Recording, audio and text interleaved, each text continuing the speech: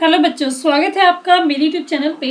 आज हम शिक्षा निदेशालय द्वारा दी गई क्लास 6 के वर्कशीट 20 डिस्कस करेंगे, जिसका सब्जेक्ट है सामाजिक विज्ञान हमारे अतीत 1 और डेट है इस वर्कशीट की 7 दिसंबर 2020। यहाँ पर आप अपना नाम लिखेंगे बच्चों, यहाँ पर आप अपने कक्षा अध्यापक का नाम लिखेंगे। तो बच्चों, वर्कशीट को स्टार्ट करने से पहले जल्दी से मेरे चैनल ऋषभ कंप्यूटर क्लासेस को सब्सक्राइब कर दे, ताकि जब भी मैं नई वीडियो डालूँ उसका नोटिफिकेशन आपको तभी के तभी मिल जाए बच्चों। जल्दी से जल्दी जो है मेरे सब्सक्राइबर 30K तक पहुंचाए बच्चों। तो देखते हैं आज की वर्कशीट। आज की वर्कशीट में हम पढ़ेंगे पार्ट 7, नए प्रश्न नए विचार उपनिषद। तो यहाँ पे हम देखते हैं, यहाँ पे हमें एक अच्छी सी सीनरी दिखाई दे रही है। यहाँ पे क्या गुरु है और यहाँ पे क्या उसके शिष्य इनसे ज्ञान प्राप्त कर रहे हैं। तो देखते हैं यहाँ पे उपनिषद। उपनिषद का शाब्दिक अर्थ है गुरु के समीप बैठना। तो उपनिषद का मतलब क्या होता है कि गुरु के पास बैठना। जैसे ये सभी क्या शिष्य जो है गुरु के पास बैठे हुए हैं। इन ग्रंथों में अध्यापकों और छात्रों के बीच बातचीत का संकलन है।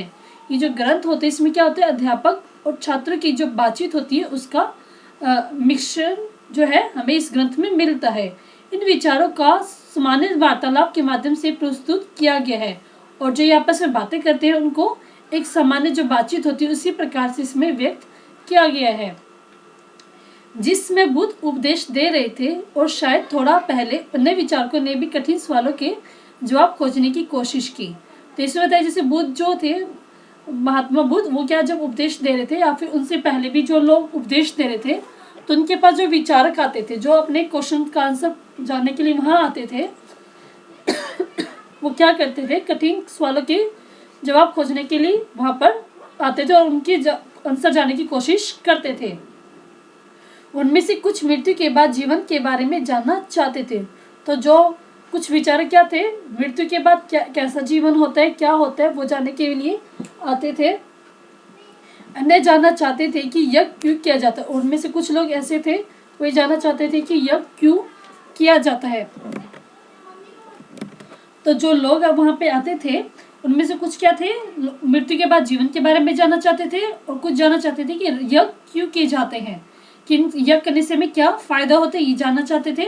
इनमें से कई विचारकों का मानना था कि ब्रह्मांड में कुछ स्थायी है जो मृत्यु के बाद भी बचा रहता है, वो जानना चाहते थे। तो कुछ विचारक और जो थे वो ये जानना चाहते थे कि ब्रह्मांड में क्या चीज़ ऐसी है जो उनकी मृत्यु के बाद भी बची रहती है।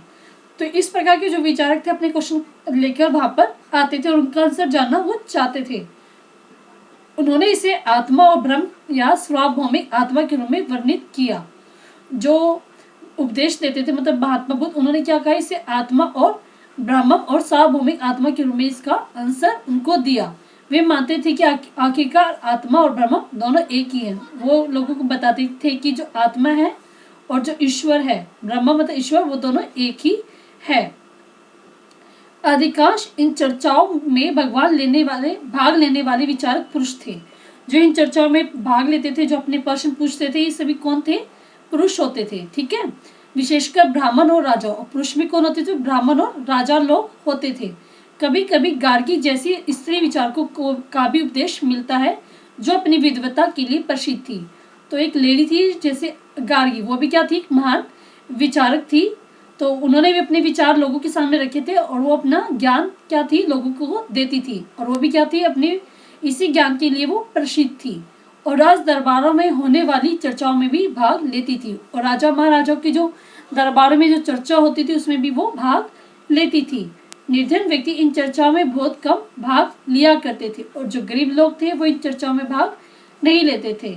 परंतु कुछ अपवाद देखने को मिलते हैं। लेकिन कुछ ऐसे लोग भी थे जो गरीब थे लेकिन वो इनमें इन चर्चाओं में भाग लेते थे। मतलब कुछ अपवाद मतलब कुछ इससे अलग चीज भी होती थी। ठीक है, अब हम करते हैं इस वर्कशीट की क्वेश्चन आंसर। बच्चों, निम्नलिखित प्रश्नों के उत्तर दीजिए। उपनिषद शब्द का अर्थ क्या है। तो उपनिषद शब्द का अर्थ क्या है हमने भी पढ़ा है। तो इसका अर्थ है बच्चों यहाँ पे,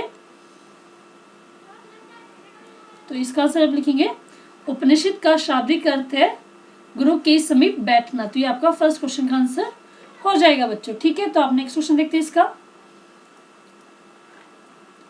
विचारक किन सवालों के जवाब खोजना चाहते थे। जो विचारक आते थे वो किस किस क्वेश्चन का जवाब जानना चाहते थे। तो इसका आंसर है ये, सेकंड क्वेश्चन का आंसर है ये। कुछ विचारक मृत्यु के बाद जीवन के बारे में जानना चाहते थे। कुछ यज्ञ क्यों किया जाना चाहिए, क्यों किया जाना चाहिए, जानना चाहते थे, वो ये जानना चाहते थे कि यह क्यों किया जाना चाहिए। नेक्स्ट है, और कुछ ब्रह्मांड में कुछ स्थायी है जो मृत्यु के बाद भी बना रहेगा, जानना चाहते थे। तो अलग अलग विचारक अपने अलग अलग क्वेश्चन लिख के आते थे। तो इस प्रकार 3 क्वेश्चन वो लिख के आते थे कि मृत्यु के बाद क्या है, यह क्यों किया जाना चाहिए, और ब्रह्मांड में क्या चीज स्थायी है। तो ये सभी क्वेश्चन वो लेकर आते थे बच्चों। तो नेक्स्ट क्वेश्चन हम देखते हैं इसमें, उस समय की एक महिला विचारक का नाम लिखिए। तो महिला विचारक का नाम था बच्चों, यहाँ पे हमने पढ़ा था गार्गी। तो यहाँ पे आप सिंपल लिख लेंगे गार्गी। ठीक है बच्चों, गार्गी थी, महिला विचारक थी, बहुत कम होती थी वहाँ उस टाइम महिला विचारक। तो ये बहुत ही फेमस थी और अपनी विद्वता के लिए प्रसिद्ध थी। तो आप ये लिख सकते हैं। तो आप इसका आंसर लिखिए गार्गी। तो ये हमारी पूरी वर्कशीट कंप्लीट हो गई है। अगर बच्चों आपको वर्कशीट समझ में अच्छी लगी है तो इस वीडियो के लिए एक लाइक जरूर करें, सब्सक्राइब करें मेरे चैनल को और शेयर करें मेरे इस चैनल को, ताकि जो आपके दोस्त है वो भी इस चैनल को सब्सक्राइब कर पाए और जल्दी से जल्दी मेरे सब्सक्राइबर 30K तक पहुंच जाए बच्चों। कमेंट करके जरूर बताएं कि आपको ये वीडियो कैसी लगी बच्चों। थैंक यू बच्चों, थैंक यू वेरी मच।